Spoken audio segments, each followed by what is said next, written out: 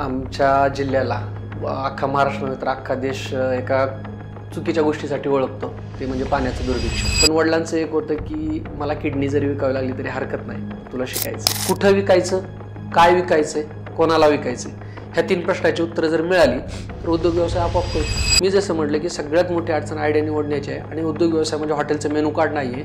उद्योग व्यवसाय निवडताना मी म्हणेन जास्तीत जास्त वेळ हा कन्सेप्ट निवडण्यावर जाऊ द्या. कारण एकदा कन्सेप्ट निवडली, तुमचा R&D प्रॉपर झाला, त्यानंतर कुठे थांबायचं नाही. आधी आपल्या महाराष्ट्रामध्ये मराठी लोकांना उद्योग व्यवसाय करायचं म्हणलं ना, नको रे बाबा असतं. म्हणजे लग्न 15 दिवसावर असताना मी 17 लाखाचा नेट प्रॉफिटचा मालक होतो.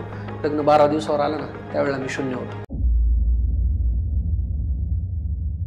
नमस्कार, पुन्हा एकदा आपल्या सर्वांचे शुभम मेदनकर या यूट्यूब चॅनलमध्ये सहर्ष स्वागत. आज आपल्यासोबत विजय पवार सर आहेत. सरांविषयी थोडक्यात सांगायचं झाल्यास, sir the service cafe Pune या बिझनेसचे फाउंडर आहेत. या बिझनेसच्या माध्यमातून त्यांनी आजपर्यंत 8,000 पेक्षा जास्त ग्राहकांना सेवा प्रदान केलेली आहे.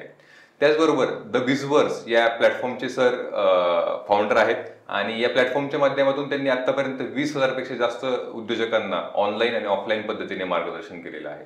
त्याचबरोबर बाराखडी उद्योजकतेची या बेस्ट सेलिंग पुस्तकाचे सर लेखक आहेत. हे सगळं करत असताना सरांनी युरोपियन युनिव्हर्सिटी, गुगल्स, अपग्रेड यासारखे विविध प्लॅटफॉर्म्स आणि युनिव्हर्सिटीमधून सरांनी सर्टिफिकेशन्स केलेले आहेत.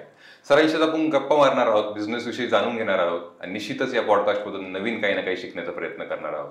सर, आपल्या आजच्या या पॉडकास्टमध्ये खूप खूप स्वागत.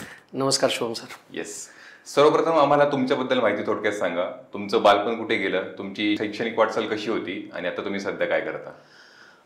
वाटचाल किंवा एकंदरीत प्रवासाचं जर बोलायचं झालं तर आमच्या जिल्ह्याला अख्खा महाराष्ट्र नव्हे तर अख्खा देश एका चुकीच्या गोष्टीसाठी ओळखतो, ते म्हणजे पाण्याचं दुर्भिक्ष. लातूर म्हणलं की पाण्याचा दुष्काळ वगैरे. तर त्याच लातूर जिल्ह्यातल्या सारसा या छोट्याशा खेडेगावातून मी आलेलो आहे. ओके, म्हणजे छोटंसं खेडेगाव म्हणजे इतपत आहे की आमच्या गावात आजही कॉलेज नाही. आणि दुसरी गोष्ट म्हणजे आमच्या गावातला पहिला इंजिनियर मीच, पहिला व्यावसायिक मीच.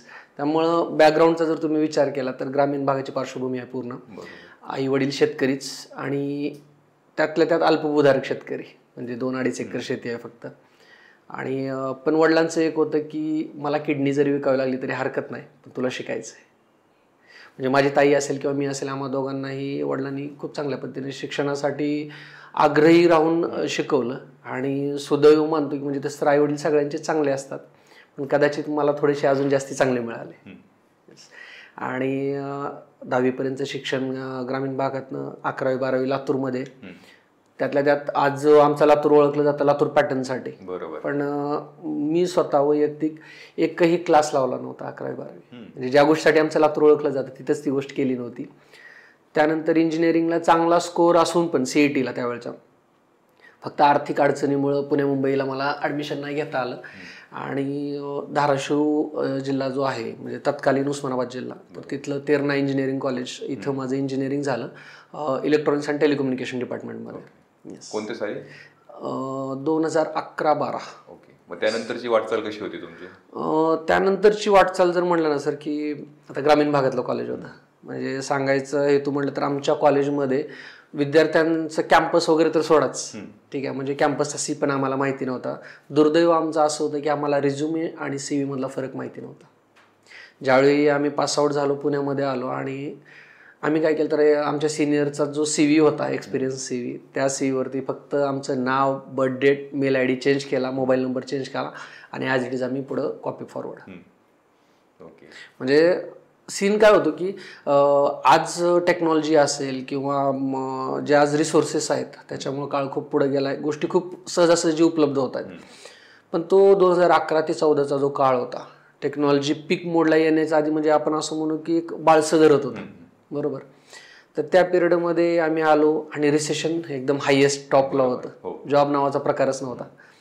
आणि जसं धाराशिवमधनं किंवा लातूरमधनं आम्ही इकडे आलो कॉलेज पासआउट झाल्यानंतर, कॅम्पस तर नव्हताच, जॉबसाठी इथं काय करायचं हे माहिती नव्हतं. आणि पुण्या मुंबईतल्या पोरांचे इनशर्ट, टाय, कोट घालून बघितलं की अर्धा आम्ही तिथंच गाळपटलो होतो, आपला टिकाव लागेल की नाही. पण होतं काय की तुमचा जो संघर्ष आहे ना, तो संघर्षच तुम्हाला जगायला शिकवतो. बरोबर. म्हणजे इथलं पुण्यातलं वातावरण बघितलं, कुठंतरी वाटलं की आपण टिकू की नाही. बरोबर. पण परत एक टिकायचं असेल किंवा जगायचं असेल तर पाण्यात पडल्यास हातपाय हलवावेच लागतात.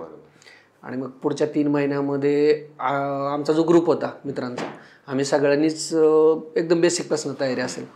म्हणजे स्टेज डेअरिंग माझ्यामध्ये पहिल्यापासूनच होतं, असं नाही की नाही. म्हणून काही गोष्टी ग्रामीण भागातला असल्यामुळे खूप चांगल्या पद्धतीने मला शिकता आल्या.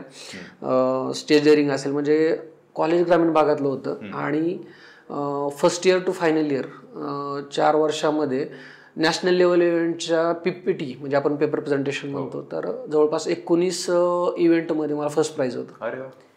आणि कदाचित म्हणजे इंग्लिश असा असेल की तो विषय मी चांगल्या प्रकारे समजून घेतल्यामुळे मला चांगल्या पद्धतीने तिथं मांडता आलं. म्हणजे इव्हन IITच्या पेपर प्रेझेंटेशनमध्ये पण पार्टिसिपेट केलेला आहे आणि प्राईज जिंकलेला आहे. तर ह्या सगळ्या गोष्टीचा परिणाम असा झाला की पुण्यात आल्यानंतर जे कुठं न्यूनगंड होता ना तो आम्हाला कव्हर करता आला लवकर. आणि स्वतःला 3-1 महिन्यामध्ये तयार केलं. बरं, आता तयार केलं पण जॉब कुठं होते. मग जॉबसाठी काय केलं की म्हणजे आत्ताच्या पोरांचे रिझ्युमे आणि आमचे CV तर एकाच दिवशी आम्ही 100 झेरॉक्स मारायचे. आज तळेगाव MIDC, उद्या चाकण MIDC, भोसरी MIDC आणि त्यात कहर म्हणजे ENTC घेतलेलं. का घेतलं तर सगळीकडेच जाता येतं.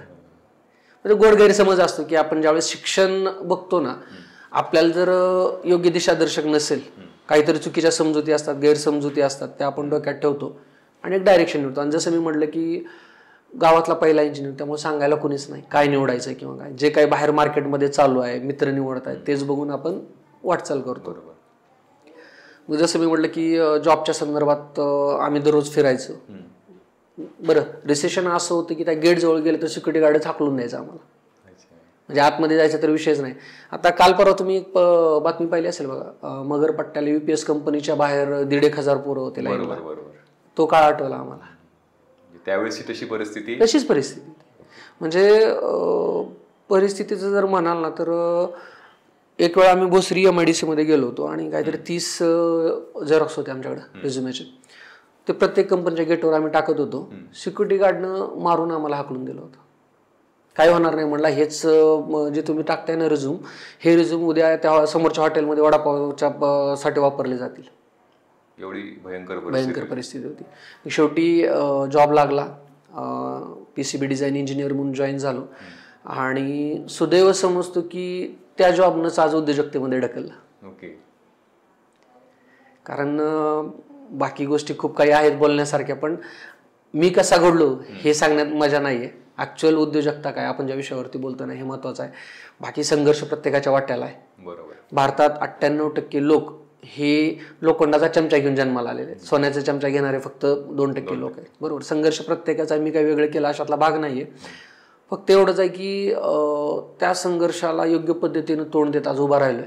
मी आज स्वतःला अजूनही यशस्वी म्हणत नाही, पण अजून खूप काही गाठायचंय. फक्त एकच की ज्या अडचणी मला आल्या, जिथं मी ठेचा खाल्ल्या, त्या इतरांना येऊ नये, त्यामुळं हा संवाद कार्यक्रम. येस. तुम्ही आतापर्यंत 20,000पेक्षा उद्योजकांना मार्गदर्शन केलेलं आहे आणि तुम्ही स्वतः एक उद्योजक आहात. तर उद्योजकता म्हणजे नेमकं काय, तुम्ही याची व्याख्या कशी देणार? आता तसं बघायला गेलं तर खूप सोपा प्रश्न आहे आणि बघायला गेलं तर खूप अवघड प्रश्न आहे. कारण उद्योजकतेची परिभाषा जर बघितली ना, प्रत्येक जण आपल्या सोयीनुसार करतो. म्हणजे विशेषतः आजच्या काळातले जर आपण उद्योजक बघितले ना, कुठंच काही नाही झालं तर मी उद्योग व्यवसाय करतो. जनरली आपल्या मुलांची टेंडन्सी असते किंवा पालकांची सुद्धा म्हणू आपण. म्हणजे कुठंच काही नाही झालं, आधी पोरगा तुमचा MPSC करणार, स्पर्धा परीक्षेचा अभ्यास करणार, पोरगा कुठेतरी जॉबला जाणार, जॉबवरून रिसेशन मध्ये काढून टाकलं, MPSC मध्ये 4-5 वर्ष काही नाही झालं, मग कुठल्या तरी एखाद्या व्यवसायाचे 20-25 लाख रुपये भरून फ्रँचायझी घ्यायची, चहाचे व्यवसाय असतील किंवा काय असतील. माफ करा, मी कोणावर टीका करत नाही, पण होतं काय की आपण कॉपी पेस्टच्या जमान्यात वावरतोय. त्यानं टाकलं म्हणून मी टाकेन, त्यानं घेतलं म्हणून मी करेन. पण खरंच आपण स्वतःला विचारतो का की मला का करायचंय? उद्योजकतेची एक सहज सोपी व्याख्या माझ्या दृष्टिकोनातून मी सांगतो. म्हणजे तसं बघायला तर उद्योगाची व्याख्या वेगळी आहे, व्यवसायाची व्याख्या वेगळी आहे, स्टार्टअपची व्याख्या वेगळी आहे. पण एका शब्दात जर उद्योजकता सांगायचं म्हणजे विक्री. ओके. सेल्स. कुठं विकायचं, काय विकायचंय, कोणाला विकायचंय, ह्या 3 प्रश्नाची उत्तरं जर मिळाली तर उद्योग व्यवसाय आपोआप कळतो. बरोबर. या 3 प्रश्नांवर काम केलं किंवा या 3 प्रश्नांची उत्तर माहित असेल तर आपण आपला उद्योग सक्सेसफुली करू शकतो. जनरली होतं काय, आपल्याकडं ज्यांना उद्योग व्यवसाय करायचा आहे ना, तर त्या लोकांच्या मनात सगळ्यात मोठा प्रश्न काय असतो की कुठला करू. आणि हे लोक काय करतात, इतरांना विचारायला जातात. बरोबर. मग मेन उद्योजकता म्हणजे काय, तर स्वतःचा शोध घेणं. बरोबर. सामाजिक गरजांचा शोध घेणं. मला सांगा, तुम्ही एखादा उद्योग व्यवसाय उभारला आणि तिथं गरजच नसेल. आता मी जसं म्हटलं, मी लातूरमधनं सारसा या ठिकाणी येतो. तर सारसा या ठिकाणी मी 3 स्टार किंवा 5 स्टार हॉटेल उघडलं तर चालेल का?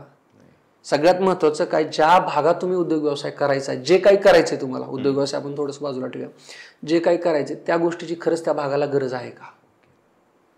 सामाजिक गरज ओळखणं, स्वतःची क्षमता ओळखणं, आर्थिक बाबी ओळखणं, आणि त्यानंतर हे सगळं ओळखल्यानंतर त्यात पैसा किती जनरेट होतो हे पण महत्वाचं. उद्योग व्यवसाय करायचा पैसा सगळ्यात महत्वाचा आहे. त्यामुळे उद्योजकता म्हणजे गरज ओळखून विक्री करणं. येस. आणि बऱ्याचदा सर काय होतं की आपल्या डोक्यात एखादी आयडिया असते की आपण ही इम्प्लिमेंट केली पाहिजे, तर ती आयडिया बरोबर आहे का नाही, किंवा ही आयडिया इम्प्लिमेंट केली पाहिजे का नाही, असा बऱ्याचदा मनात प्रश्न येतो आयडिया इम्प्लिमेंट करायच्या आधी. तर ह्याला कसं सामोरे गेलं पाहिजे? शुभम सर, सगळ्यात महत्वाचा विषय काय की जी काही आयडिया आहे ना, किंवा उद्योग व्यवसाय आहे, उद्योग व्यवसाय उभारणीत काही महत्वाचे टप्पे असतात. जसं मी बाराखडीमध्ये पण लिहिलेलं आहे. उद्योग व्यवसाय उभारणीमध्ये जे महत्वाचे टप्पे आहेत, आयडिया इनिशियलायझेशन. जसं तुम्ही म्हटलं की मला काहीतरी करायचंय, ओके, ह्याची सुरुवात होते आयडिया इनिशियलायझेशन पासून. आयडिया इनिशियलायझेशन, त्याच्यामध्ये तुम्हाला काहीतरी डोक्यात येणार आहे, मला काहीतरी करायचंय. आयडिया व्हॅलिडेशन म्हणजे पडताळणी. मग हे पडताळणी करताना जसं मी मगाशी 4 मुद्द्यावरती बोललो की गरज ओळखणं, स्वतःच्या क्षमता, त्यानंतर आर्थिक बाजू, बरोबर, म्हणजे मी किती गुंतवणूक करू शकतो. त्यानंतर जसं मी म्हणलं स्वतःच्या क्षमता, हा मुद्दा खूप महत्वाचा, सगळ्यात महत्वाचा हाच मुद्दा आहे ऍक्च्युली. जनरली होतं काय, आपल्याकडं हॉटेल व्यवसाय खूप तेजीत चालतो. म्हणजे मग कुणाला काय नाही जमलं, चल चहाची टपरी टाकू, नाहीतर हॉटेल टाकू, वडापावचा गाडा टाकू. बरं, हे चालतं कुणाच्या, दुसऱ्याच्या जीवावरती. जो तुमच्याकडे आचारी आहे, जो शेफ आहे, जो कुक आहे, त्याच्या जीवावरती. होतं काय, तुम्ही कुकला 25-50 हजार पगार देऊन जॉबवरती ठेवता. उद्या त्याचं डोकं फिरलं, 25,000 1 रुपये कोणी देत असेल, जागेवर जॉब सोडून तू जाणार आहे. बरोबर. त्यावेळेला होतं काय की मार्केटमध्ये तुमच्या हॉटेलची, तुमच्या व्यवसायाचं नाव पसरले असतं, चव पसरलेली असते. आणि ज्या वेळेला एखादा कस्टमर तुमच्याकडे येतो, ती चव भेटत नाही, तुमचं निगेटिव्ह रेप्युटेशन चालू व्हायला सुरुवात होते. म्हणजे ज्यावेळेस आपण स्वतःची क्षमता ह्या मुद्द्याचा विचार करतो, तर उद्या चालून तुमच्या व्यवसायातले कामगार निघून गेले तर तुम्हाला स्वतः तिथं उभा राहून वडापाव तळता आले पाहिजेत. बरोबर. व्यवसायाची पडताळणी करणं तेवढंच महत्वाचं आहे. पडताळणीमध्ये भौगोलिक गरज आहे, आर्थिक निकष आहेत, त्यानंतर दुसरं सगळ्यात महत्वाचं कामगारांचा मुद्दा मी सांगितला, कारण मॅनपॉवर आजच्या काळात खूप मोठी अडचण आहे. बरोबर. त्यानंतर त्यातनं तुम्हाला रिटर्न्स किती येणार आहेत. ठीक आहे, मी ह्या वरच्या 3 मुद्द्यावरती मी पडताळणी केली एखाद्या संकल्पनेची, पण 4थ्या मुद्द्यावरती मला रिटर्न्सच जरी येत नसतील, म्हणजे उदाहरण द्यायचं झालं, ही पाण्याची बॉटल आहे, 7 रुपयाला तयार होत असेल किंवा विक्री होत असेल, बरोबर, पण 7 रुपयाला विक्री होते आणि ह्याचं प्रोडक्शन कॉस्ट माझी 6 रुपये आहे, मला मिळतो 1 रुपये, बरोबर, आणि मी त्या ग्रोथचा विचार करत नाहीये, ते वाढेल कसं याचा विचार करत नाहीये, मी ह्याच्यावरतीच खुश आहे, मला 1 रुपया मिळतो. पण हे जर विचार नसतील आपले, विजन मिशन जर क्लिअर नसेल तर अर्थ नाहीये. विजन मिशनचा विषय निघाला म्हणूनच सांगतो, कारण काय होतं, मला जनरली संवाद साधायला आवडतो. तुम्ही जो 20,000चा आकडा सांगितला, आता तो एक 23,000च्या पुढे गेलेला आहे. आणि होतं काय की विजन मिशन म्हणलं ना की आपल्या डोक्यात एक भयंकर संकल्पना येतात, काहीतरी खूप काही मोठं आहे, अवघड आहे, असं असतं. बरोबर. विजन मिशन एवढं साधं सोपं आपल्या स्वप्नाला एक क्लिअर करणारी गोष्ट नाहीये. मिशन म्हणजे काय, जायचंय कुठं, साध्या सोप्या भाषेत जायचंय कुठं. आणि विजन म्हणजे काय, जिथं जायचंय तो मार्ग कसा असणार आहे आणि त्या मार्गामुळं आपल्या समाज मनावर काय परिणाम होणार आहे का. विजन मिशन स्टेटमेंटमध्ये आता जे कोणी तुमचा पॉडकास्ट बघतायत, आपण चर्चा करतोय बघतायत ना, तर विजन मिशन ठरवताना गुगलवरती, ChatGPT वरती जाऊन काहीतरी भलं मोठं लिहू नका. साधं सोपं आहे.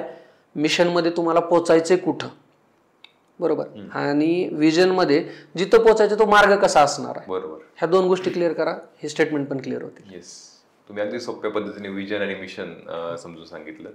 तर बऱ्याच जणांना असा प्रश्न पडतो की नोकरी करत असतात, बरेच दिवस झालेला असतं की जॉब करतोय, परंतु आता काहीतरी स्विच पाहिजे म्हणून व्यवसायात उतरायचा विचार करत असतात. तर नोकरी की व्यवसाय? सर मी जसं आता तुम्हाला सांगितलं की जवळपास 23,000पेक्षा जास्त उद्योग इच्छुक लोकांशी मी संवाद साधलाय. मग तिथं वय, जात, लिंग, धर्म ह्या गोष्टी मॅटर नाहीत करत. तिथं म्हातारी लोक पण होती, तिथं तरुण मुलं पण होती, तिथं गृहिणी पण होत्या, तिथं जॉब करणारी लोक पण होती.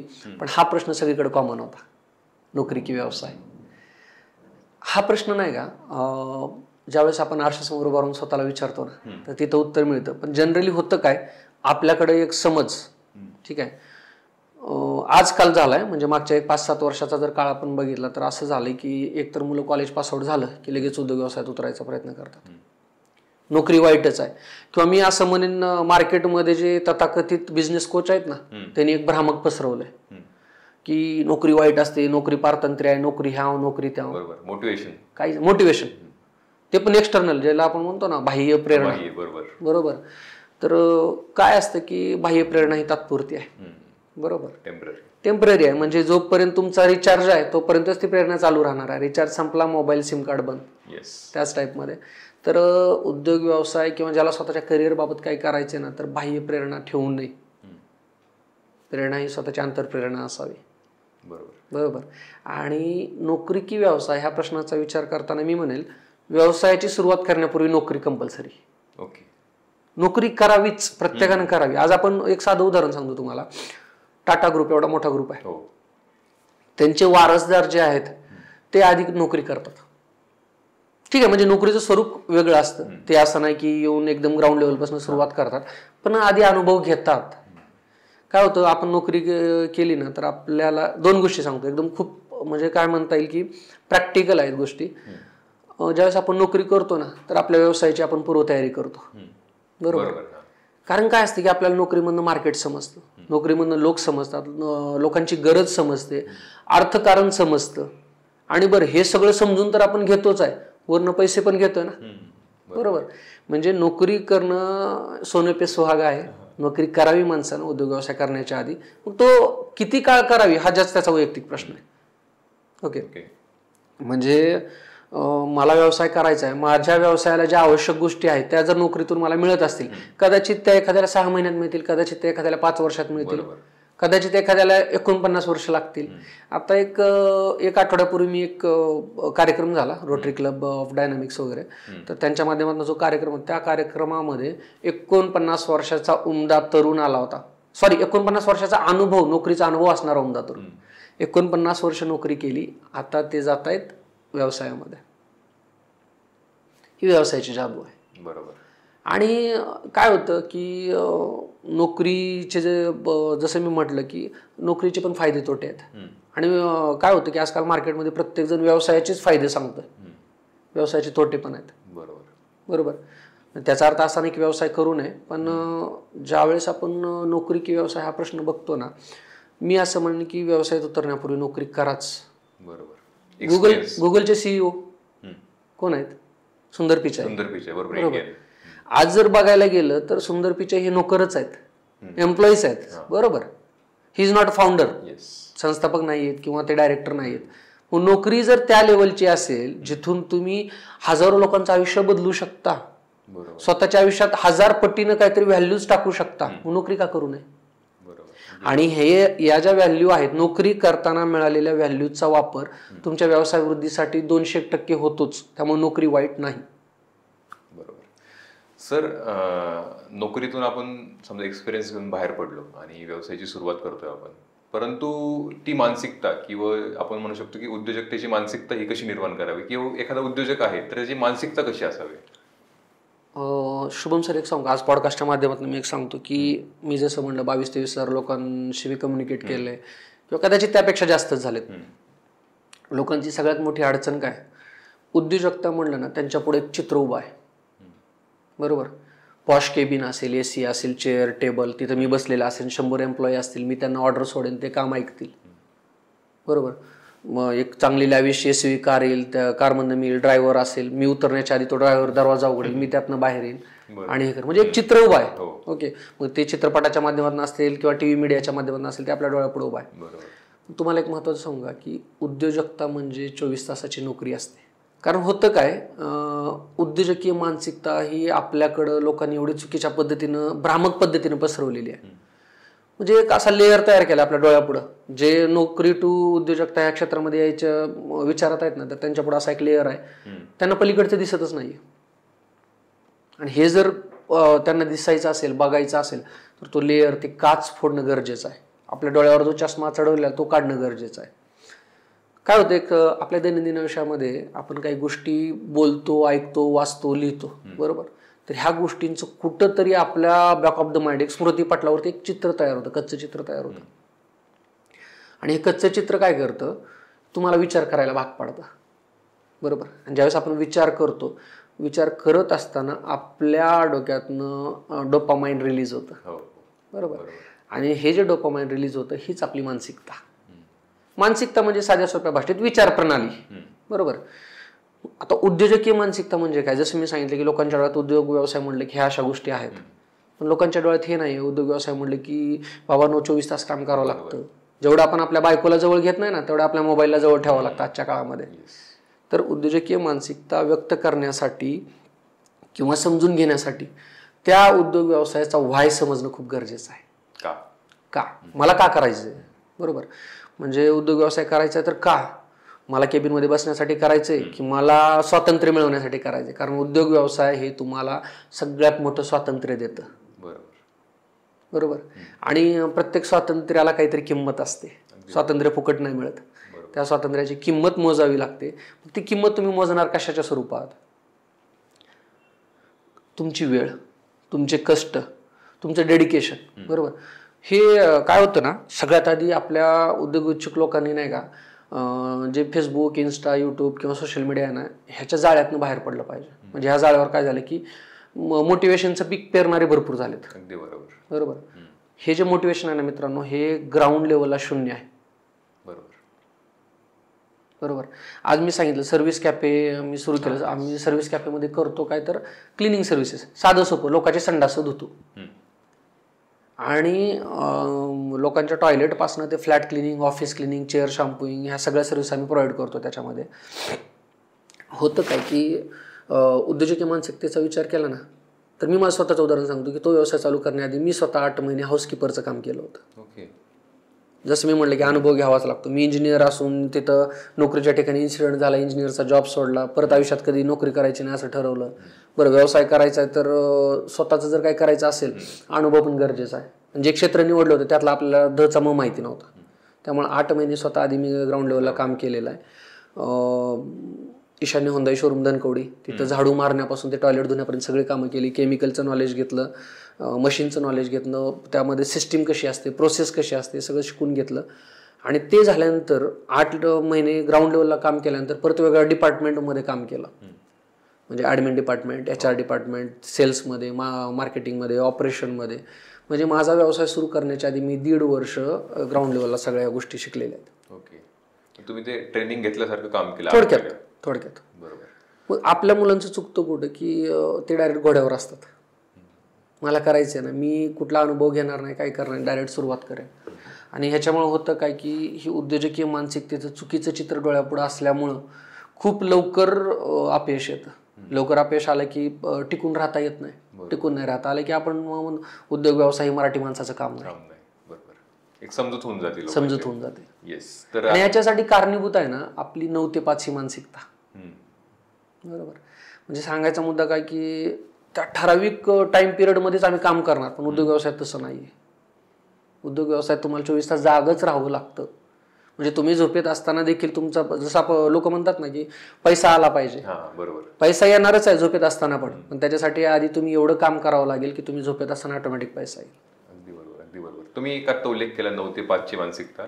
तर या रॅट रेस मधून कसं बाहेर यायला पाहिजे, किंवा ज्यांना यायचंय, तर आता माझा समजा एखादा मित्र आहे, तर त्याला बिझनेस करायची फार इच्छा आहे, परंतु लोन EMIच्या चक्रात तो एवढा अडकलाय, त्यातून त्याला बाहेर निघणं अवघड होते. तर अशाने तुम्ही काय सल्ला द्याल? सांगायचं म्हणजे सल्ला देण्यावाडा मी निश्चित मोठा नाही, पण एक मी माझं मत सांगतो याच्यावरती. काय होतं, ही जी रॅट रेस आहे ना, आपण स्वतः लादून घेतलेली आहे आपल्यावरती, बरोबर. मी जसं म्हटलं की व्हाय शोधा, का करायचं हे शोधा, मगच रॅट रेस मधून बाहेर पडू शकतो ना. पर्पज जर मला माहितीच नाहीये मला बाहेर का पडायचंय, मी कसं पडेल, बरोबर. आणि राहिला विषय EMI, फॅमिलीच्या रिस्पॉन्सिबिलिटीज, ह्या जबाबदाऱ्या आहेत. जबाबदाऱ्यापासून पाळणारा माणूस यशस्वी कधीच होऊ शकत नाही. मी तर उलट म्हणेन की ज्यांना उद्योग व्यवसायात यायचंय ना, जे विचार करतात की काही ठराविक काळानंतर नोकरीतनं व्यवसायात स्विच व्हायचंय, त्यांनी जबाबदाऱ्या स्वतःहून वाढवून घ्या.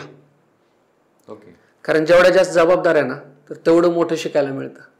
आणि आता आपण EMI किंवा ह्याच्यावरती जर विचार केला ना, आर्थिक जबाबदाऱ्या, कौटुंबिक जबाबदाऱ्या असतात, तर उद्योग व्यवसायात येण्याच्या आधी कमीत कमी 1 वर्ष सस्टेन होईल, ह्या जबाबदाऱ्या तुमच्या आपोआप निभावतील एवढं सेव्हिंग तुमच्याकडे पाहिजे. ते प्लॅनिंग आधीच केलं पाहिजे. कारण काय होतं, इमर्जन्सी फंड असतो, मेडिकल फंड असतो, तुमच्या कौटुंबिक जबाबदाऱ्या आहेत, मुलांचं शिक्षण असेल, EMI असेल, ह्या गोष्टीकडे न बघता जर तुम्ही सडन डिसिजन घेतला ना, तुमचं मन उद्योजकतेत लागणार आहे ना तुम्ही शांतपणे झोपू शकणार आहे. त्यामुळं 1 वर्ष कमीत कमी, जास्त असेल तर चांगलीच गोष्ट आहे. कारण तुम्ही वाचले असेल 1000 दिवसांची गोष्ट, बरोबर. उद्योग व्यवसायात 1000 दिवस जो माणूस टिकेल तो पुढचे 100 वर्ष टिकतो असं म्हणतात.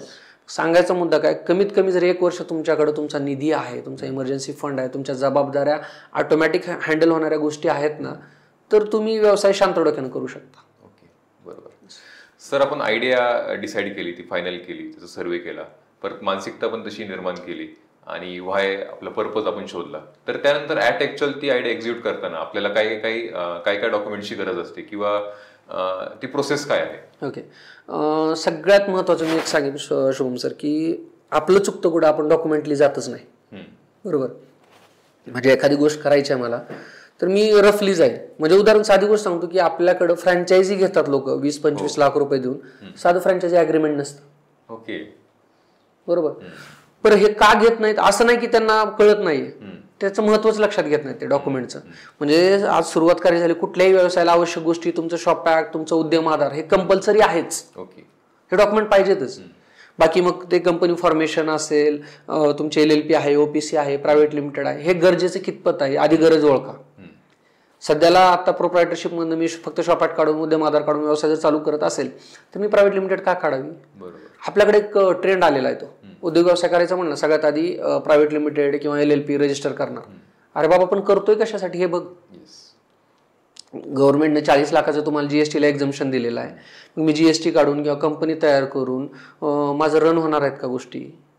बरोबर आहे. जर गरजच नसेल तर तिथं का करू मी? बरं, गव्हर्नमेंटनं जे काही एक्झम्पशन दिले ते आपल्यासाठीच दिलेलं आहे. तर डॉक्युमेंट ज्यावेळेस काढता तुम्ही, तर गरज ओळखून डॉक्युमेंटकडे जाणं खूप गरजेचं आहे. नाहीतर GST काढलाय, PF, PSI, PT रजिस्टर केलेला आहे, पण त्याची व्यवसायाला गरजच नाहीये.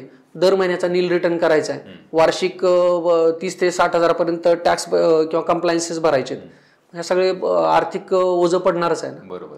त्यामुळे डॉक्युमेंटकडे जाताना डोळसपणे जाणं खूप गरजेचं आहे. येस. आणि त्यात कुठले डॉक्युमेंट्स तुम्ही आता उद्योग आधार सांगितलं आणि उद्यम, आणि त्याचबरोबर करंट अकाउंट यासारख्या गोष्टी पण. आता हे बघा शोभन सर, काय होतं, व्यवसाय करायचं म्हणलं ना तर व्यवसाय परत डॉक्युमेंट बदलतात. ओके, हो, बरोबर. जसं आपण म्हणतो ना की व्यवसायाचं स्वरूप जे आहे, आता उदाहरण जर एखाद्याची डिजिटल मार्केटिंग एजन्सी आहे तर त्याला बाकी गोष्टीची गरज नाही पडणार, पण बेसिक काय लागणार आहे त्याला, शॉप ॲक्ट, उद्यम आधार, तुमचं ट्रान्झॅक्शन दाखवा, तुमच्याकडे येणारा पैसा गव्हर्नमेंटला दाखवा. ते टॅक्स लपवायचा आहे म्हणून आपली पोरं काय करतात, सेव्हिंग अकाउंटवर पैसे घेतात, कंपनीचं ट्रान्झॅक्शन करतात. हे सगळ्यात चुकीची गोष्ट आहे.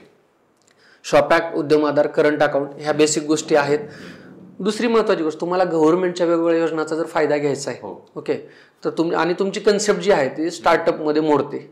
स्टार्टअप म्हणतोय कारण पारंपरिक, पुढचं याच्यावरती आपण बोलूच, पारंपरिक आणि स्टार्टअप मध्ये खूप फरक आहे. पण स्टार्टअप मध्ये जर मोडत असेल ना तर स्टार्टअप इंडियाला रजिस्टर करा, स्टार्टअप इंडिया सर्टिफिकेट DPIIT कडनं घ्या, त्याचा फायदा खूप होतो. पहिले 3 ते 5 वर्ष टॅक्स बेनिफिट मिळतो, इन्कम टॅक्स नसतो, आणि गव्हर्नमेंटच्या ज्या वेगवेगळ्या योजना आहेत त्या योजनाला आपण डायरेक्ट एलिजिबल होतो. त्यामुळे हे बेसिक डॉक्युमेंट खूप गरजेचे आहेत. आणि बाकी आपल्या व्यवसायानुसार परत आणखी खूप काही डॉक्युमेंट्स प्रत्येक याच्यानुसार चेंज होतात. येस. तर स्टार्टअप विषयी सर आम्हाला सांगा. तुम्ही मित्रांच्या कट्ट्यावरती किंवा सहज चालता बोलता ऐकलं असेल बघा, अरे मी माझं हॉटेलचं स्टार्टअप करतोय, बरोबर, किंवा अरे मी नाही का किराणा दुकान स्टार्टअप केलंय. मूळ संकल्पनाच इथं चुकलेली आहे. पारंपरिक व्यवसाय आणि स्टार्टअप ह्याला आपल्या पोरांनी मिक्स केलंय. ओके, पारंपरिक व्यवसाय म्हणजे काय, जे पूर्वापार चालत आलेले आहेत, ज्याचं स्वरूप बदललेलं नाहीये, फक्त झाले काय की काळानुसार त्यात अपग्रेडेशन आलेले आहेत. म्हणजे आधीचं कसं होतं, किराणा दुकानात तुम्हाला स्वतःला जावं लागायचं, बरोबर आहे, पण आता त्याच्यामध्येच तुम्ही ज्यावेळेस टेक्नॉलॉजीचा वापर करता ते स्टार्टअप मध्ये येतं. काय होतं की आपण नेटवरती बघतो किंवा शार्क टँक इंडिया आपल्याकडं स्टार्टअपला जास्त फेमस करण्यात रोल म्हणू आपण त्याचा. सगळ्यात आधी स्टार्टअप म्हणजे काय हे समजून घेतलं पाहिजे. आपल्या दैनंदिन आयुष्यातली एखादी अडचण आहे किंवा समाजाच्या बरोबर आपण ज्या समाजात राहतो तिथली एखादी अडचण आहे, ती अडचण सोडवण्यासाठी एखादं कायदेशीर सोल्युशन शोधणं बरोबर. आणि ते कायदेशीर सोल्युशन शोधल्यानंतर त्याच्यामध्ये टेक्नॉलॉजीची इन्व्हॉल्वमेंट वाढवणं, टेक्नॉलॉजीचा वापर करणं आणि जे अडचण आहे त्या अडचणीला दिलेलं उत्तर सोपं, सुखद आणि सुखकर करणं आणि शेवट म्हणजे पैसा मिळणं. हे जर होत असेल तर तुमची कन्सेप्ट स्टार्टअप आहे. ओके. आता पारंपरिक आणि ह्याच्यामध्ये फरक काय काय आहेत बघा. एक तर टेक्नॉलॉजीचा वापर, दुसरं म्हणजे जे चालू आहे त्याच्यामध्ये काहीतरी थोडंफार इनोव्हेटिव्ह केले, बदल केलाय. किराणा दुकान आधी पण होते, हॉटेल आधी पण होते, पण घरपोच डिलिव्हरीसाठी तुम्ही ऍप मधनं यूज करता, हे झालं स्टार्टअप बरोबर आहे. टॅक्सी आधी पण होत्या, हॉटेलचे रूम आधी पण होते, पण तिथे टेक्नॉलॉजीचा वापर करून मोबाईलवरती तुम्ही रूम बुक करता, मोबाईलवरती टॅक्सी बुक करता, हे झालं टेक्नॉलॉजीचा वापर, झालं स्टार्टअप. टेक्नॉलॉजीचा वापर आधीच्या प्रॉब्लेमला काहीतरी एक कायदेशीर सोल्युशन देणं हे खूप गरजेचं आहे. नाहीतर एखादा म्हणेल मी चोरी करतो, आधी पण चोरी होतच, मी पण चोरी करतो, आता जे ऑनलाईन स्कॅम चालू आहे तर हे माझं स्टार्टअप आहे, पण ते कायदेशीर नाही. आपलं सोल्युशन हे कायदेशीर असणं खूप गरजेचं आहे. बरोबर. सर, स्टार्टअप सुरू करताना तर कुठल्या आता तुम्ही 23,000 पेक्षा जास्त उद्योजकांशी संपर्क साधलेला आहे, त्यांच्या बिझनेस विषयी जाणून घेतलेला आहे, तर सर्वात कॉमन येणारी आजच्या काळातली अडचण कुठली? सगळ्यात कॉमन आणि महत्वाची अडचण म्हणजे आयडिया निवडणं. ओके. काय होतं, आपली पोरं किंवा जे उद्योग इच्छुक लोक आहेत ना, उद्योग व्यवसायाला हॉटेलचं मेनू कार्ड समजतात. म्हणजे आणि त्यात त्यांची चुकी नाही ऍक्च्युली. मार्केटमध्ये जे कोणी बिझनेस कोच, मी टीका कोणावर करत नाहीये, उद्या चालून कॉन्ट्रावर्सी व्हायची, विजय पवारांनी टीका केली म्हणून. मार्केटमध्ये जे बिझनेस कोच आहेत किंवा हे आहेत ना, यांनी काय केलंय की रेडीमेड अशी लिस्ट दिलेली आहे, तू हा व्यवसाय कर, तू हॉटेल कर, तू हे कर, तू ते कर. मी जसं म्हटलं की सगळ्यात मोठी अडचण आयडिया निवडण्याची आहे. आणि उद्योग व्यवसाय म्हणजे हॉटेलचं मेनू कार्ड नाहीये.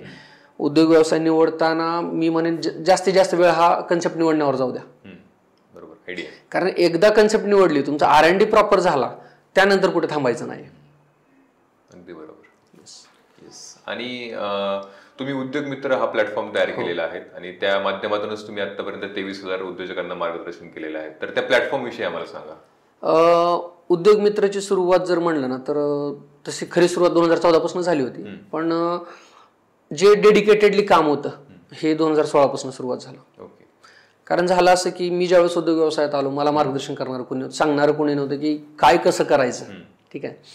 तर मग 2 वर्ष असे टक्के टोनपे खाल्ले, असे धक्के खाल्ले की लिमिटच्या बाहेर लोकांनी फसवलं, आत्महत्येपर्यंत गेलो. जो स्टॉकवरती तो विषय वेगळाच आहे, पर्सनल ग्रोथचा. तो विषय सगळा झाला. मग मनात कुठेतरी आलं की आपल्याला ज्या अडचणी आल्यात ना, त्या पाठीमागणे येणाऱ्या आपल्या बांधवांना नाही आल्या पाहिजे. त्यामुळे उद्योगमित्राची सुरुवात झाली. आज उद्योगमित्राच्या माध्यमातून एखादा जरा आम्हाला दररोज एक मिनिमम 20-25 फोन येतात, काहीतरी करायचंय, पण हे काहीतरी काहीच क्लिअर नसतं त्यांचं बरोबर.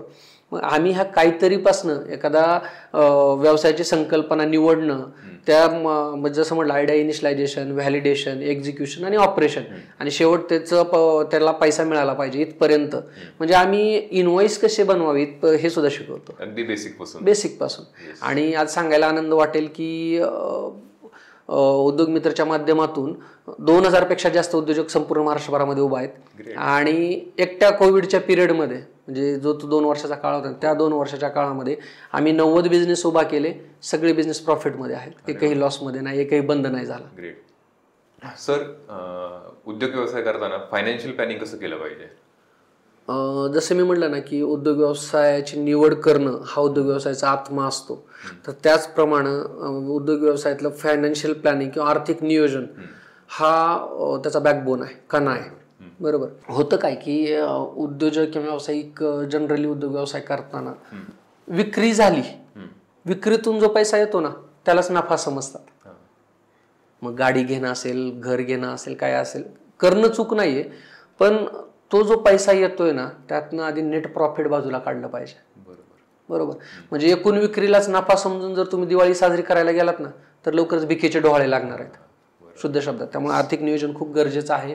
आर्थिक नियोजन करताना आलेला 1 रुपया आणि गेलेला 1 रुपया ह्या प्रत्येक गोष्टीचा हिशोब पाहिजे. जर वैयक्तिक तुम्ही व्यावसायिक म्हणून तुमच्या ऑफिसमध्ये तुम्ही चहा जरी पिलात तरी तुमच्याकडे त्याची एंट्री पाहिजे. बरोबर. आणि एखादा उद्योग व्यवसाय करताना समजा 10 रुपयाचं जरी मला उत्पन्न आलं ते पण माझ्याकडे लिहिलेलं पाहिजे. असं नाही अरे 10 रुपये तर त्याची काय एंट्री करायची, असं नाही. उद्योग व्यवसाय करताना आर्थिक जर बाजू तुम्हाला सक्षम करायची असेल, पैसा कमवायचा असेल तर आर्थिक नियोजन तेवढ्या ताकदीनं केलं पाहिजे. बरोबर. थोडक्यात बिझनेसचा बेस आहे आर्थिक नियोजन असं आपण म्हणू शकतो. नक्कीच. आणि सर, बिझनेस करताना पार्टनरशिपमध्ये बिझनेस करावा का नाही? कारण की आपण बऱ्याचदा असं बघतो की पार्टनरशिपमध्ये सुरुवातीला व्यवस्थित चालतं, परंतु काही काळानंतर क्लॅशेस होतात, विचार पटत नाहीत आणि तो बिझनेस कुठेतरी चांगला असूनही स्टॉप होतो. तर पार्टनरशिप विषयी तुमचं काय मत आहे? सगळ्यात महत्वाचं मी एक सांगेन की ह्या प्रश्नाचं उत्तर नाही का उद्योजकीय मानसिकतेत आहे. बरोबर. मला उद्योग व्यवसाय का करायचा आहे इथून सुरुवात होते. बरं, का करायचं हे समजलं, काय करायचं हे समजलं, ह्या सगळ्या संकल्पनेची निवड झाली, तर पार्टनरशिपमध्ये करावा का नको. आधी आपल्या महाराष्ट्रामध्ये मराठी लोकांना उद्योग व्यवसाय करायचं म्हणलं ना नको रे बाबा असतं. बरोबर. भीती बसलेली आहे मनात कुठेतरी. उद्योग व्यवसाय म्हणले की नुकसानच होणार आहे किंवा तोटाच होणार आहे. पण एक मागच्या 2 दशकाचा जर आपण विचार केला तर BVG हनुमंतराव गायकवाड सर असतील, क्विकहिलचे कैलास काटकर सर असतील किंवा आपले मसाले किंग धनंजय दातार असतील, ह्यांनी एक पर्स्पेक्टिव्ह किंवा दृष्टिकोन चेंज केलाय, बदल केला याच्यामध्ये. बरोबर. आणि लोक आपले उद्योग व्यवसायाकडे वळायला लागलेत. पण अडचण येते कुठं, पार्टनरशिप करू की नको. कारण पार्टनरशिप केलं तर एकतर सुरुवात करतानाच पार्टनरशिप करू की नको हा मोठा प्रश्न आहे. बरोबर. तर पार्टनरशिप करताना किंवा निवडताना एक लक्षात घेतलं पाहिजे आपली गरज पार्टनर निवडताना. बरोबर. उद्योग व्यवसायात पार्टनर निवडताना रिकाम्या जागा भरणे हे खूप गरजेचं आहे. काय होतं की कुठलाच माणूस परफेक्ट नसतो. बरोबर. आणि प्रत्येक उद्योजक किंवा व्यावसायिकाला पार्टनर हे गरजेचाच आहे. कारण तो तुमच्याकडे जे स्किल नाही आहे, तुम्ही जिथं कमी पडता तिथं तो पार्टनर उभा राहणार आहे. बरोबर. फक्त याच्यामध्ये आपण काळजी एका गोष्टीची घेतली पाहिजे, ट्रान्सपरन्सी, स्पष्टता, कामाचं आणि जबाबदाऱ्याचं वाटप. नाहीतर एक पार्टनर करतो आणि एक पार्टनर फक्त चेअरवर बसून आहे असं नाही. कामाचं आणि जबाबदाऱ्याचं वाटप पण तेवढंच महत्वाचं आहे. मी तर म्हणेन की स्पष्टता एखाद्या वेळेस रिकन्सिलेशनमध्ये परत येऊ शकते. बरोबर. पण जबाबदाऱ्याचं वाटप जर चुकलं ना तर चालू व्यवसाय शून्य व्हायला वेळ लागत नाही. त्यामुळे आर्थिक स्पष्टता असेल, वैचारिक स्पष्टता असेल, तुमचं जसं आपण चर्चा केली की लिखित स्वरूपात सगळं असलं पाहिजे, डॉक्युमेंटरी. जबाबदाऱ्याच्या वाटपापासून ते नफा तोट्याच्या पर्सेंटेजपर्यंत प्रत्येक गोष्ट लिखित स्वरूपात पाहिजे. त्यामुळं पार्टनरशिपमध्ये व्यवसाय करा. एक से भले दो असतं. 2 हातापेक्षा 4 हातांनी काम चांगलं होतं, लवकर पुढे जातो. बरोबर. आणि करताना सगळ्या गोष्टींचं लक्षात ठेवलं पाहिजे की ज्या गोष्टी गरजेच्या आहेत ना त्या तुम्ही कागदावर लिहूनच ठेवा. बरोबर. उद्या चालून वाद नको याच्यामध्ये. चालेल सर. एक शेवटचा प्रश्न. तुम्ही अनेक वर्ष उद्योजकता किंवा उद्योजक आहात, तुम्हाला अनेक अप्स अँड डाऊन्स आले असतील निश्चितच. तर आतापर्यंतच्या प्रवासातील एखादी अशी घटना ज्यावेळेस तुम्ही पूर्णपणे खचून गेला होतात आणि असं वाटत होतं की आता पुढे मार्ग निघणं फार कठीण आहे, तर अशा परिस्थितीतून तुम्ही मार्ग कसा काढलात आणि त्यातून तुम्ही काय शिकलात? तसं बघायला गेलं ना तर उद्योजकतेमध्ये किंवा उद्योजकीय प्रवासात दररोजचा दिवस आपल्याला काहीतरी शिकवतो. बरोबर. दररोजचा दिवस शिकवतो. दररोजच्या दिवसामध्ये तुम्ही अजून परिपक्व होत जाता जर डोळसपणे बघितलं तर. नाहीतर ये रे माझ्या मागल्या म्हणून सोडून दिलं ना उद्योजकता तुम्हाला शिकवणार नाही. मी असं म्हणेन की मी 3 वेळा शून्यहून परत उभा राहिलोय. असं नाही की डायरेक्टली आलो घोड्यावर बसलो व्यवसाय. बरं, उद्योजकीय पार्श्वभूमी पण नव्हती, सांगणारं कोणी नव्हतं. मी सुरुवातीला पार्टनरशिपमध्ये व्यवसाय केला. ठीक आहे. मी जे आत्ता सांगितलं की सगळ्या गोष्टी लिखित स्वरूपात असल्या पाहिजेत त्या स्वतः मी केल्या नव्हत्या. आणि विषय असा झाला की आमचा व्यवसाय फुल प्रॉफिटमध्ये होता. म्हणजे तगडं प्रॉफिट जे म्हणतो ना तगडं प्रॉफिटमध्ये चालू होतं. आणि अडचण अशी झाली की लिखित स्वरूपात नसल्यामुळं पार्टनरचे माझे वाद झाले. लग्न 12 दिवसावर आलं होतं. म्हणजे लग्न 15 दिवसावर असताना मी 15 लाखाचा नेट प्रॉफिटचा मालक होतो. 17 लाखाचा नेट प्रॉफिटचा मालक होतो. लग्न 12 दिवसावर आलं ना त्यावेळेला मी शून्य होतो. कारण पार्टनरशिप तुटली. आंधळा विश्वास ठेवलेला मी पार्टनरवरती. आणि जे काही झालं त्याच्यामध्ये वैयक्तिक माझी पण चूक आहे. त्या व्यक्तीकडनं मी आजही त्या व्यक्तीला मी माझा गुरुच समजतो. खूप शिकायला मिळालं. कारण चांगल्या गोष्टी जशा शिकवल्या तसं असं धडा देणारे पण कोणीतरी पाहिजेत. बरोबर. तर आयुष्यातली ही वेळ होती की त्या दिवशी मी आत्महत्येचे वेगवेगळे पर्याय शोधले होते. रेल्वे खाली जायचं, फाशी घेऊ, विष घेऊ, काय करू. कारण 12 दिवसावर लग्न आलेलं आणि आत्महत्येचे विचार मनात चालू. घरच्यांना काय सांगणार. एकतर घरच्यांना माहिती, पहिले 2 वर्ष माहितीच नव्हतं की मी व्यवसाय करतोय. कारण उद्योजकीय मानसिकता समाजाचं पण एक खूप मोठं योगदान आहे. पॉडकास्टच्या माध्यमातून मी एक सांगेन की उद्योजक मुलांचे लग्न जमत नाहीत. खूप मोठा सोशल प्रश्न आहे हा. बरोबर. समाजानं पण दृष्टिकोन बदलला पाहिजे. उद्योजक समाजाला नोकरी देतोय, आर्थिक क्षमता वाढवतोय, समाजाची योगदान देतोय. आणि ह्या सगळ्या गोष्टी जर आपण बघितल्या ना, तर माझ्या वेळेस मी खूप काही फेस केलं, शून्य झालो, परत उभा राहायचा विचार. सुदैवानं पांडुरंगाची कृपा, माझ्या वॉलेटमध्ये नेहमी आईवडिलाचा फोटो असतो. ज्यावेळेस आत्महत्येचे विचार चालू होते, ते वॉलेट मी असा खाली जमिनीवर बसलेलो, ते वॉलेट खुर्चीवरून खाली पडलं, आईवडिलांचा फोटो डोळ्यासमोर आला. 40 सेकंदात तो आत्महत्येचा विचार झटकून परत कामाला लागलो. दुसऱ्या दिवशी म्हणजे रात्री 2:30 ते 4च्या दरम्यानची गोष्ट असेल, दुसऱ्या दिवशी सकाळी 9:30 वाजता माझी पूर्ण बिझनेस कन्सेप्ट रेडी होती आणि दुसऱ्या दिवशी संध्याकाळी 5 वाजता मी काम चालू केलेलं होतं. आणि बाराखडी उद्योजकतेची, तर या पुस्तकाविषयी सांगा. बाराखडी उद्योजकतेची हे पुस्तक मी लिहीन किंवा उद्योग व्यवसायाविषयी मी लिहीन असं कधीच वाटलं नव्हतं बरं का. कारण झालं असं की स्वतः आधी जेवढे धक्के खाल्लेत ना, त्यामुळे कुठंतरी एक साईडला मनात भीती पण होती की अरे जर ज्याला कोणी मार्गदर्शन करणार त्याचं काय होईल, नाही का. मग आज जसे उद्योग मित्राच्या माध्यमातून आम्ही कार्यक्रम घेतोय, तर हे कुठंतरी होतं की आपण कार्यक्रम घेऊ, हे करू. पण जनरली अडचण कुठे येते, कार्यक्रम हे सिटी लेवलला किंवा जिथे रिसोर्सेस आहेत तिथं होतात, पण जिथे रिसोर्सेस नाही त्यांचं काय. आज आपण बघतो की जर तुम्ही स्टार्टअप इंडिया गव्हर्नमेंटची वेबसाईट बघितली असेल, महाराष्ट्रामधनं जे स्टार्टअप रजिस्टर झालेले आहेत रेकग्नाइज स्टार्टअप म्हणून, तर गडचिरोली चंद्रपूर पासून ते पुणे मुंबई आमच्या लातूर नांदेडपर्यंत पण आहेत. बरोबर. मग ह्या लोकांपर्यंत पोहोचायचं कसं, किंवा गरज सगळ्यांना आहे. बरोबर. मग ही गरज ओळखूनच काय झालं की सामाजिक काम जवळपास 2011 पासून मी सामाजिक काम करतोय. 2-4 लाख लोकांपर्यंतचा कनेक्ट आहे आणि ह्या लोकांकडनंच आलं की हे कुठंतरी मेजर स्वरूपात आलं पाहिजे, बाहेर आलं पाहिजे, लोकांपर्यंत पोहोचलं पाहिजे. मग बाराखडी उद्योजकतेची सुरू लिहिण्याच्या आधी यूट्यूबवरती आम्ही एक सिरीज घेतली होती बाराखडी स्टार्टअपची. ओके. पर्टिक्युलर स्टार्टअपला फोकस करून आम्ही त्याच्यावर काम केलं होतं. आणि हे काम करत असताना खूप साऱ्या लोकांचे रिव्ह्यूज असे आले, म्हणजे ते सिरीज हिट झाली होती. खूप साऱ्या लोकांचे रिव्ह्यूज आले की सर आमच्याकडं रिसोर्सेस उपलब्ध नाही आहेत, यूट्यूब, नेट. आता सातारा जिल्ह्यातलं एक खेडेगाव आहे, डोंगरात आहे, साहिल म्हणून मुलगा आहे. त्या मुलानं त्यावेळेस त्याच्या मित्राकडनं ते बघितलं होतं, नंबर घेऊन त्यानं फोन केला आणि सांगितलं की सर तुम्ही हे यूट्यूबला करताय पण ते आपलंसं वाटत नाही आहे. ठीक आहे, त्यासाठी काय करता येईल अशी चर्चा करत असताना पुस्तकाची संकल्पना सुचली. बरं, पुस्तक लिहायचं तर जे प्रकाशक आहेत मी त्यांचं खरं आभारी पण म्हणेन आणि ते चांगले मित्र आहेत माझे, नवनाथ जगताप म्हणून. मी काय अटी ठेवल्या होत्या. सगळ्यात महत्त्वाची अट होती की कच्चं माझं रफ रायटिंग झालं त्यानंतर मी ते 100 लोकांना दाखवेन, ते वेगवेगळ्या क्षेत्रातले असतील. म्हणजे आज जर तुम्ही बघितलं तर BVG हनुमंतराव गायकवाड सरांपासून ते गृहिणीपासून कॉलेज स्टुडंटपासून गव्हर्नमेंट ऑफिसरपर्यंत सगळ्यांची बुकवरती रिव्ह्यू आहेत. आणि त्यातल्या एकानं जरी निगेटिव्ह रिव्ह्यू दिला तर पुस्तक प्रकाशित करायचं नाही, पहिली अट. दुसरी अट होती पुस्तकाची किंमत कमीत कमी कशी ठेवता येईल. आणि तिसरी अट ही होती की पुस्तक तुम्ही आज एक विक्रीचं साधन म्हणून बघू नका. ह्यातनं एक जरी उद्योजक उभा राहिला तर ते आपलं यश असेल. आज सांगायला आनंद वाटतो की पहिली आवृत्ती ज्यावेळेस संपली होती, पहिली आवृत्ती संपली, शेवटचं पुस्तक ज्यावेळेस विकलं गेलं तर आमच्याकडे 670 रिव्ह्यूज होते रिटर्नमध्ये, अभिप्राय आलेले की बाबा तुमच्या पुस्तकामुळे आम्हाला असा फायदा झाला, आम्ही पुढे वाटचाल केली. आज तिसरी आवृत्ती ऑलमोस्ट संपलेली आहे, चौथी आवृत्ती पुढच्या महिन्यामध्ये येऊनच जाईल. तर ह्या पुस्तकानं खूप काही दिलंय, खूप काही शिकवले. प्रत्येक वेळेला ज्यावेळेस मी पुस्तक हातात घेतो तर बाराखडीनं मला स्वतःला एक नवीन दृष्टिकोन दिलाय. ओके, म्हणजे आता सांगायचं तर एवढं सगळं काय करतोय ना, एक नवीन स्टार्टअप येतंय आमचं. ओके. महाराष्ट्रातलं अनोखं स्टार्टअप म्हणू आपण की शूजसाठी डेडिकेटेड लॉन्ड्री काढतोय आम्ही. शूजसाठी, फक्त शूजसाठी. आणि ह्या लॉन्ड्रीमध्ये तुमचे फक्त शूजच धुवून मिळतील असं नाही, तुमचे लेदरचे जेवढे काही मटेरियल्स आहेत तर ते धुवून त्याला रिस्टोर करून मिळेल. ओके, म्हणजे समजा लेदर वापरले काय होतं, जुनं होऊन जातं. बरोबर. पण ज्यावेळेस आम्ही जे काम करतोय हे ज्यावेळेस ॲक्च्युअल समोर येईल तर त्यावेळेला त्या लेदर रिस्टोरेशनच्या माध्यमातून त्याला नवं रूप येईल.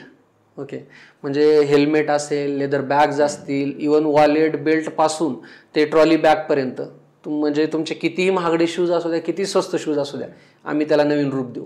तर हे स्टार्टअप पण आपलं चालू होतंय ऑलमोस्ट, म्हणजे त्याच्यावरती काम झाले. आणि ह्या सगळ्या संकल्पनेची जी काही प्रेरणा म्हणू बाराखडीच आहे.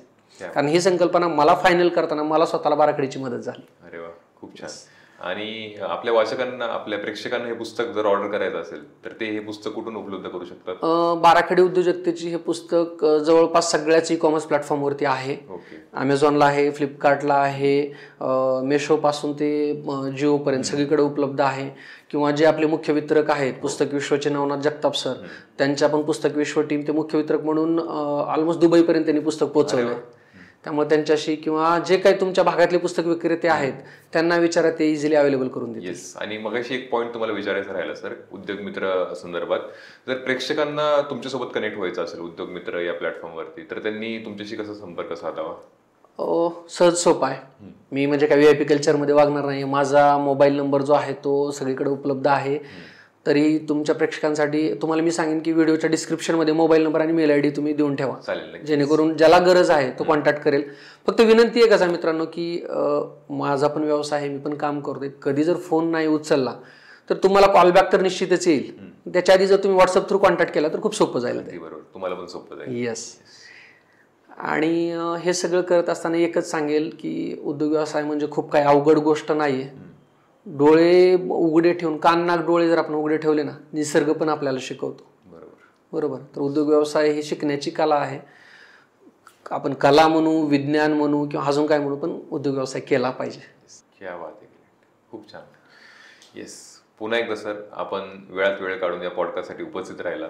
आमच्या प्रेक्षकांना व्यवसायाविषयी अगदी मोलाचं मार्गदर्शन केलं, त्याबद्दल आपले खूप खूप धन्यवाद. Thank you so much. Shome sir, खरं तर मनापासून कौतुक तुमचं केलं पाहिजे. कारण कुठल्याही तामझाम किंवा दिखावटीच्या मागं न लागता जे ग्राउंड लेवलला ॲक्च्युअल आहे ना, ते दाखवण्याचा तुम्ही प्रयत्न करताय. तुमचे या आधीचे पण पॉडकास्टचे मी विषय पाहिले, खूप चांगले विषय निवडलेत तुम्ही. आणि प्रेक्षकांसमोर, उद्योजकांसमोर रियालिटी आणा, हेच एक राहील. की आज जसं तुमचं काम चालू आहे, तुमच्या कामाला शुभेच्छा. आणि उद्योग व्यवसाय करणाऱ्या प्रत्येकाला माझ्याकडून मनापासून शुभेच्छा. जिथं कुठं तुम्हाला वाटतंय की मी तुम्हाला मदत करू शकतो, कधीही संपर्क करा. धन्यवाद. Thank you so much.